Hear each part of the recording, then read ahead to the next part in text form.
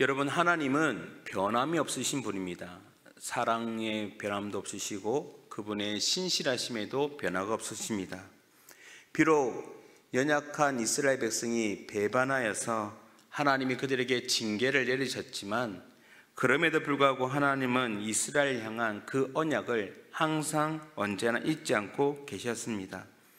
그래서 그들에게 구속의 은혜를 허락해 주신 것이죠. 그래서 오늘 함께 읽은 이 본문의 말씀을 통해서 우리를 구원하시는 하나님의 은혜에 대한 부분을 잠시 살펴보고자 합니다. 여러분, 먼저 오늘 이 본문에 보시면 하나님은 우리에게 어떤 은혜를 베푸십니까? 포로된 자들에게 자유를 주신다라고 말씀합니다. 오늘 본문 1절을 우리 다시 한번 읽어보겠습니다. 시작. 주 여호와의 영이 내게 내리셨으니 이는 여호와께서 내게 기름을 부으사 가난한 자에게 아름다운 소식을 전하게 하려 하심이라. 나를 보내사 마음이 상한 자를 고치며 포로된 자에게 자유를, 갇힌 자에게 노임을 선포하며. 아멘.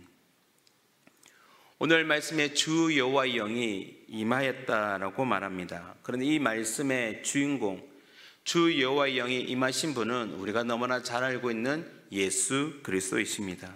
우리를 구원하실 자였죠. 성령님께서 예수님께 임함으로 말미암아 그 예수님이 바로 약속의 메시아심을 선포하게 되는 것입니다. 그리고 우리가 알다시피 예수님은 이 땅에서 심령이 가난한 자들에게 천국의 복음을 전하시죠. 그리고 죄와 사망에 매여 종노릇하는 그들에게 자유를 주십니다. 그래서 메시아의 그 사역은 한마디로 말하면 사탄의 그 권세 아래 있던 모든 갇힌 자들에게 자유를 주시는 사역이었습니다. 그게 바로 우리 베푸신 구원의 은혜입니다.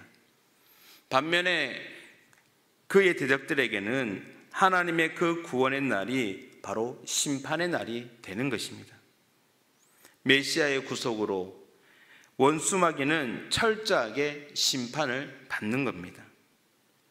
하나님의 구원으로 그동안 고통과 절망 가운데 있던 이 백성들에게는 이제는 기쁨과 찬송이 넘쳐나게 될 것을 오늘 본문은 우리에게 말씀하고 있습니다. 자, 3절 말씀을 한번 보십시오. 우리 함께 읽어보겠습니다. 시작.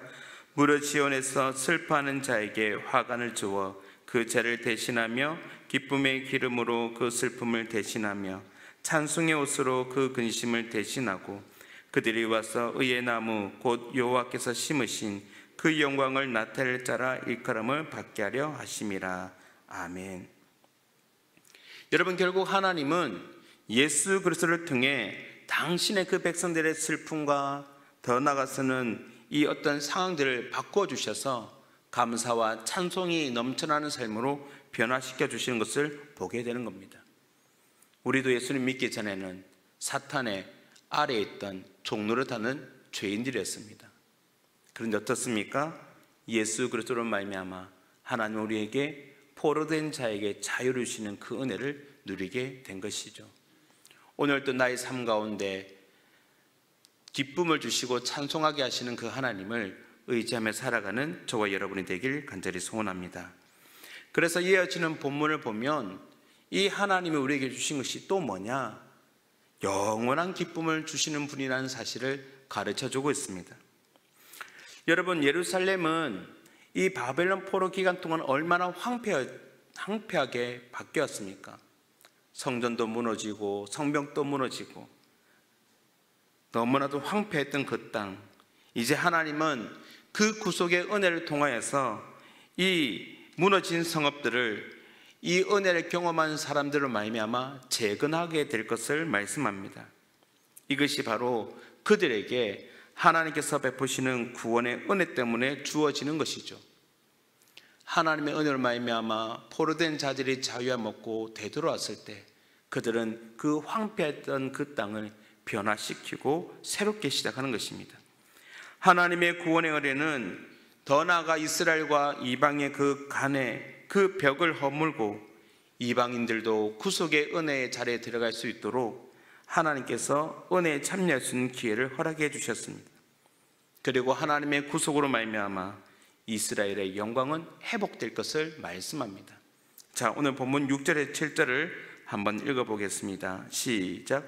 오직 너희는 여호와의 제사장이라 일컬음을 받을 것이라.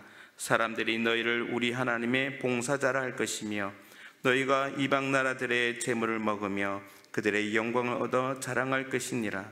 너희가 수치 대신에 보상을 배나 얻으며 능욕 대신에 몫으로 말미암아 즐거워할 것이라.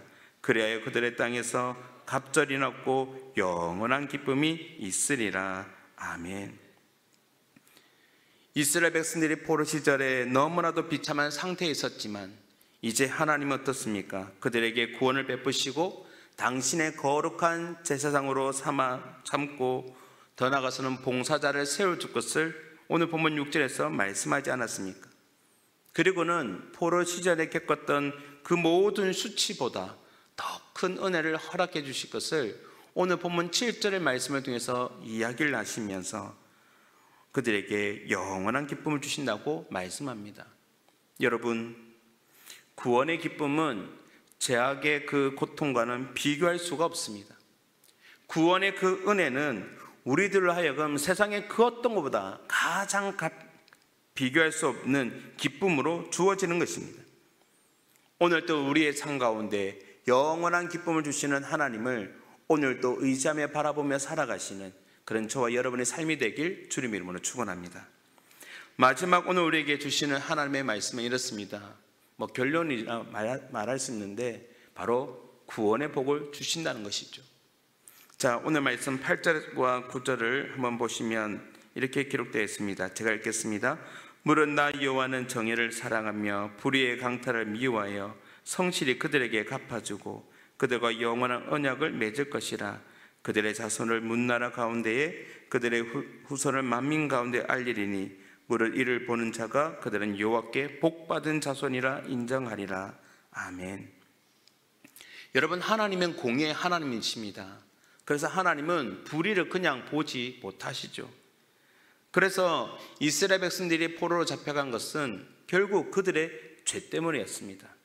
하지만 그런 하나님께서 이 이스라엘 치시는 도구로 사용했던 바벨론 역시 과도한 강털로 이스라엘 압제하자 이제 하나님은 그것도 어떻게 하십니까?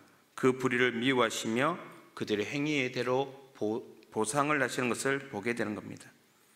고통받는 백성들을 위로해 주시고 바벨론 그 압제는 심판하게 되시는 것이죠. 그리고는 하나님은 구속받은 백성들과 영원한 언약을 세우십니다. 그리고는 이들에게 열방 가운데 존귀한 자가 되도록 만드신다고 말씀합니다. 하나님께서 아브라함을 불러서 그의 이름을 존귀하게 만드신 것처럼 이제 하나님께서 구속받은 백성들을 존귀하게 하신다는 것이죠. 그래서 하나님께 구원받은 백성들은 오늘 읽었던 그 본문의 말씀처럼 가장 복된 자들이 됨을 선언하고 계시는 것입니다. 여러분, 우리는 하나님께로 구원받은 복받은 자인 줄 믿으시길 바랍니다. 그래서 구속의 은혜를 기뻐하지 않을 수가 없는 것이죠.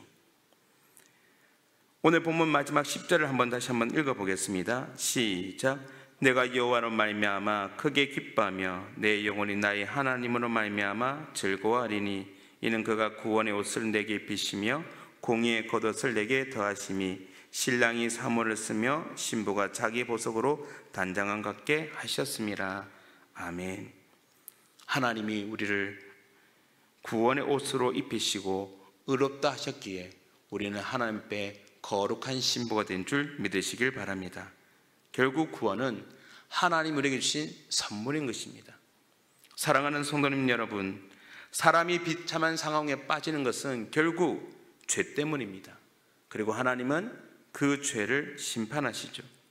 하지만 하나님께서는 죄에 빠진 그 인생들을 그냥 두지 않으시고 하나님은 자격 없는 이스라엘 백성들을 메시아를 통해 구원해 주신 것처럼 저와 여러분도 구원해 주시며 영원한 기쁨을 주고 계시는 것입니다. 오늘 또 우리에게 구원이라는 귀한 선물을 주신 주 하나님 앞에 감사하며 오늘 이 하루도 하나님을 의지하며 살아가시는 그런 저와 여러분의 삶이 되길 주님 이름으로 축원합니다.